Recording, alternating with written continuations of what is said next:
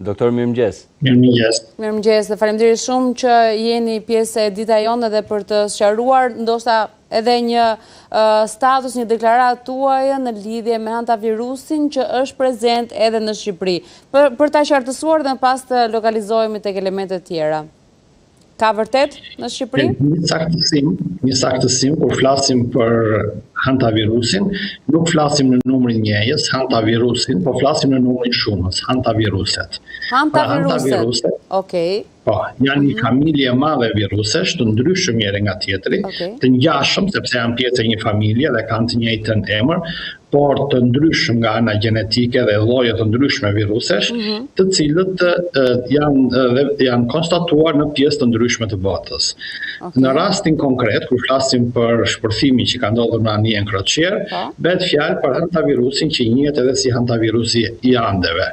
Është një hantavirus që qarkullon në Kili dhe në Argentinë, në pjesën jugore të vargmaleve të Andeve, dhe aty ka patur raste të herpasershme. Flasim në Gjermani për një tjetër lloj hantavirusi, flasim në Shqipëri për një lloj tjetër hantavirusi. Çfarë është në Shqipëri? Hantavirusi në Shqipëri, linjiet edhe si lloji i Beogradit, është një hantavirus i cili ka si bartës një mi të vogël fushë, ose mi të vogël arash, me qinjet edhe si miu me qafë të verdh, dhe ky është evidentuar para disa vitesh si barci i hantavirusit në Shqipëri. Pra ne kemi pasur prezent këtë lloj hantavirusi, pra, mes këtyre hantaviruseve. Për herë të parë janë konstatuar raste me hantavirus në Shqipëri në mezin e viteve 80, ku ka patur edhe një shpërthim, ka qenë disa dhjetra persona të infektuar, ka patur edhe humbje jete, dhe që prej asaj kohe, çdo vit ka rregullisht raste, por në një numër shumë të vogël. Unë e kam cilësuar që numërohen me gishtat e dorës.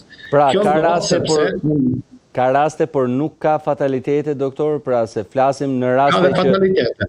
Ka dhe fatalitete. Tani do të sqaroj pak të element, sepse dëgjova pak edhe kolegun paraforës. Pra, hantavirusi në pjesën më të madhe të rasteve, pjesa më e madhe e hantaviruseve, shkaktojnë një kuadër klinik i cili nuk është tipik për hantavirusin, por mund të ngjajë me çdo viroz tjetër respiratore. Në këto kushte, personi e kalon infektimin nga hantavirusi pa e marrë vesh dhe pa e kuptuar se ka qenë infektuar nga ky virus.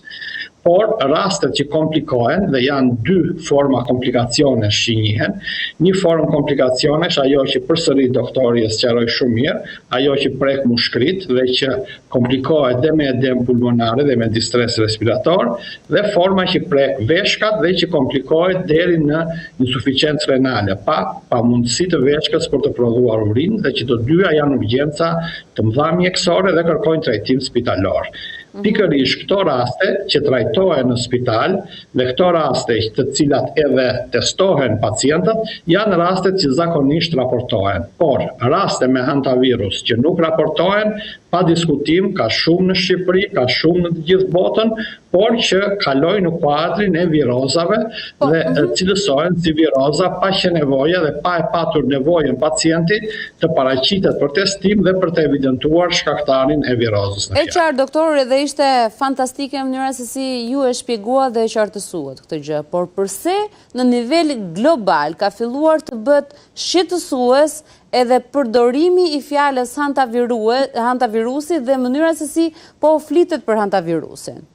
Pra me qënë se pas ka qenë prezent në kaq vite. Për dy arsye. Ose tre arsye. Arsyeja e parë është se ne sapo kemi kaluar një pandemi shumë të rrezikshme, siç ishte ajo e Covidit, e cila çorientoi dhe çrregulloi të gjithë shoqëritë në të gjithë botën. Çrregulloi shoqërinë, çrregulloi ekonominë, çrregulloi sistemet shëndetësore, pati humbje jete. Pra ishte një pandemi e cila e tronditi shoqërinë njerëzore si rrallë kanë bërë pandemi të tjera para saj. Në këto kushte ka një sensibilitet të shtuar për çdo patogen të cilin njerëzit nuk e kanë dëgjuar. Pra ndonse hantavirusi në Shqipëri ka prej 40 vitesh, siç e thashun, qytetarët shqiptar nuk e kishin dëgjuar sepse deri në këtë kohë nuk ishte është një sëmundje aq e rrallë saqë nuk vjen deri në djenin e popullsisë. Në Gjermani, për shembull, ne kemi rreth disa milionë raste me grip në vit, ndërsa me hantavirus janë diku te disa qindra raste. Ka raste 200, 300, ka raste 1.000 kalon shumë rrallë. Pra është një sëmundje shumë e rrallë. Për këtë arsye nuk vjen në vëmendjet e popullatës. Në momentin tani që jemi të djegur nga pandemia e Covidit, i frym edhe kosit të hantavirusit. Pra dëgjohet që hantavirusi dëgjojmë emrin e një virusi të ri dhe kjo amplifikohet në median sociale, kjo amplifikohet në median klasike. Por, në rastin e hantavirusit të Argentinës, ose të Andeve, është edhe një arsye tretë, e cila meriton një pjesë të kësaj vëmendje që është krijuar në media. Është arsyeja se si transmetohet ky hantavirus. Në përgjithësi, të gjithë hantaviruset kanë transmetim ekskluziv nga kafshat e njeriu. Pra ato janë rezervuar i hantaviruseve, janë disa brejtës të vegjël, minj dhe brejtës të tjerë të vegjël, dhe mendohet se ka edhe një raport pothuajse 1:1. Pra, një lloj i caktuar brejtësi është specializuar për të qenë rezervuar i një lloji të caktuar hantavirusi. Pra, ky hantavirus që shumohet dhe që ekziston si në Argentinë dhe Kili, ka nevojë për një brejtës të caktuar që ndodhet pikërisht aty dhe që është i aftë të mbaj hantavirusin në organizmin e vet, të lejoj shumëzimin e tij, por pa shkaktuar ngordhje të kafshës. Dhe kjo e bën brejtësin një rezervuar shumë të rrezikshëm edhe për njerëzit.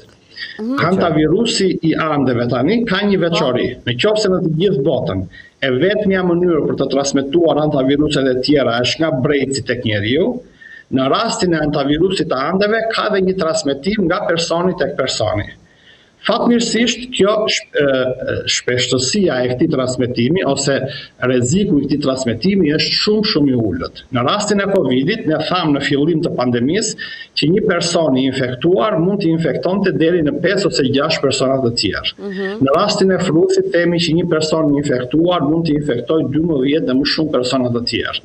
Por dhe këtë e bën nëpërmjet spërklave që përhapen dhe në distancë dhe me një eficiencë transmetimi të lartë.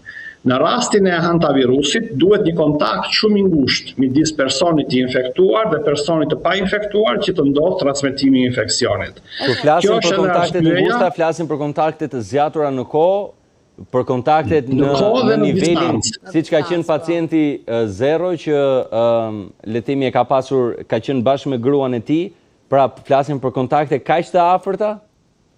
Po, pikërisht, flasim për kontakte kaq të afërta dhe kjo e bën hantavirusin më pak të rrezikshëm se shumë patogenë të tjerë, sidomos në krahasim me Covidin dhe sëmundjet të tjera virale që janë aerogene, përhapen nëpërmjet spërklave dhe përhapen edhe në distanca. Meqense ne doktor kemi pasur patjetër.